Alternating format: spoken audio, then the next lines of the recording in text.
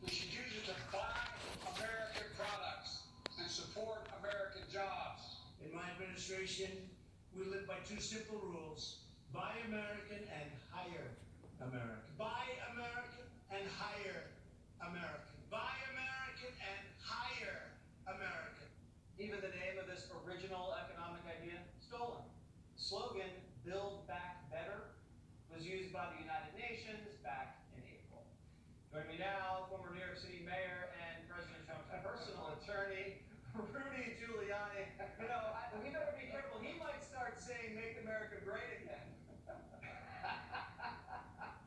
I mean, Jesse, to listen to that is, I can't understand how he's running for president. The first time I heard about Joe Biden was about 33 years ago. One of his law school classmates was my colleague in the U.S. Attorney's Office, eventually my chief of staff when I was Associate Attorney General. And he said to me, "You should run for the Senate in Delaware." I said, "Why?" He said, "Because anybody can get elected." Joe Biden was in my law school class. He was the dumbest guy in the class. He cheated his way through law school. He plagiarized at least once and cheated about 4 or 5 times. He's a nice guy, but he is so dumb, it's going to take your breath away. And I've known him over the years, and every time he'd make one of these mistakes, I would think about what I was told, that he was dumb. And then, of course, he plagiarized again. Remember, when he plagiarized Neil Kinnock, he didn't just plagiarize him, he plagiarized his life. Yeah. He said that his family had never had anyone who graduated from college. They did. He said that they had worked in coal mines all their lives. Only one had worked for a coal mining company as an accountant. He completely plagiarized the man's life. The man is a pathological liar. He's obviously has some kind of dementia or Alzheimer's. It's clear. And finally, I happen to know he's a big crook. The family has been taking money for 30 years. They sell his office. They sold his office in Iraq. They sold his office in Ukraine. And they made a fortune in China. And, you know, he always claims, well, I don't know. Meanwhile, his brother's becoming a millionaire. His son, who's afflicted with, unfortunately, with drug addiction, becomes a multimillionaire. And this money is for them? Of course it's for Joe. It's to buy Joe's influence. And then he fixed the case in Ukraine, which the American media is covering up and attacking me over it, rather than going after the criminal, Joe Biden and his family. The guy is a total creation. I mean, it's like...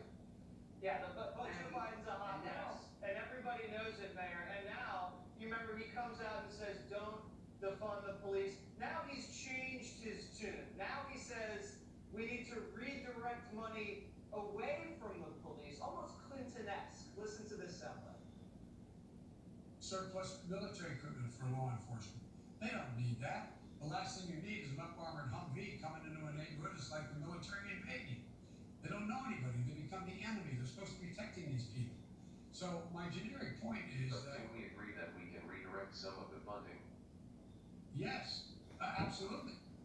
So Joe's always been a patsy for the left. He was pulled way left on abortion, on energy, on reparations during the primary. And then now he's getting pulled left again by the defund the police movement.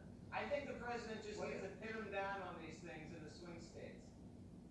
Well, I mean, I worked with him on the crime bill in 1994 that provided 100,000 more police. So this is a totally... I mean, I don't think Joe Biden actually, at this point, even really understands completely what he's saying, which is really frightening. I mean, the Democratic Party is so cynical, they're running an incompetent, mentally incompetent human being for President of the United States, which is similar to Mueller. I mean, they got a guy who doesn't have everything going, and they can use him like a patsy. And he is a patsy. He'll say anything AOC wants. This guy was pro-police. Yeah. He's now wants to defund the police, which is part of the Marxist Black Lives Matter program, which, by the way, is funded by a convicted terrorist who I happen to convict, Susan Rosenberg, who got 58 years in jail and was corruptly pardoned by Bill Clinton. The woman should be in jail right now. She was involved with the Black Panthers who slaughtered police officers. So please, don't be fooled by Black Lives Matter. Maybe a fool like Biden can be fooled by it, but intelligent people, like the people listening to you, should take a look at the 3 Marxists who founded it and the terrorists who's funding it. And a lot of that money, you know, when you donate to Black Lives Matter, it does end up going to the Biden people because it goes through the Goes right wholesale to the website. terrorists. Exactly. Now, so The Joe's money been actually taken goes right advantage to the of terrorists. by his family. He's been taken advantage of by the far left. He's been taken advantage of by China and other countries. Can you imagine the level of racketeering and corruption and swindling that's going to go on while Joe is in the White House, not knowing up from down? It's going to be a free-for-all on the American people. I'll give you the last word. Well, you know, the only reason I can think that his family is letting him run is because they want to steal more money. They've already stolen millions and sold out the American people. If that were my father or brother, I'd take him off television. I would say, hey Joe, it's time to throw in the towel. Yeah, You don't make sense anymore. But unless I was a greedy crook and I was looking to make even more money, I mean, they paid about 40 or 50 million of them, Yeah. selling his Wow. office No one wants to report and selling that. out America.